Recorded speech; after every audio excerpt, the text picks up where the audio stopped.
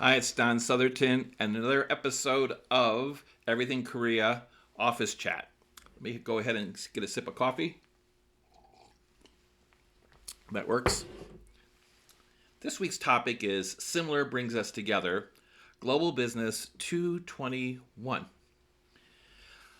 I often say similar brings us together. Global business requires colleagues of different cultures to work together on a daily basis.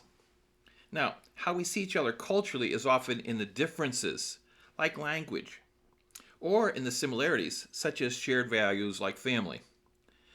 I like to focus on the latter, as differences can pull us apart, where similarities bring us together.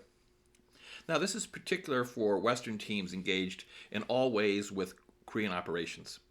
I believe in the importance of deep learning about the workplace in Korea, the 221 norms, practices, and day-to-day life. They do change.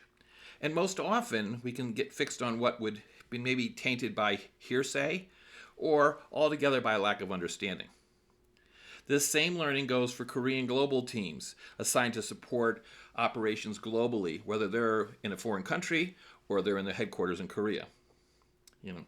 I think for them, they need to become learners, savvy in a wide range of local overseas practices. Expecting global teams to bend to Korean business norms rarely works. It leads to lots of frustration, delays, and stalled projects. As I note above, recognizing similarities is one of the most powerful cross-cultural tools. In other words, how can you relate to the nuances in communicating in day-to-day life? This requires you to identify local beliefs, values, expectations, traditions, and culture. I post quite often on things like Korean holidays and that, but so it just gives people an insight in, so what's going on? These insights allow us to better understand our mutual team's thoughts and expectations.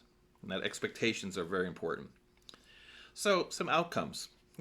Although there's bound to be friction between home and host country cultural values, a successful model accomplishes much by developing awareness and appreciation of both cultures, an ability to gain insights into one's own personal traits, strengths, weaknesses, attitudes, and interests.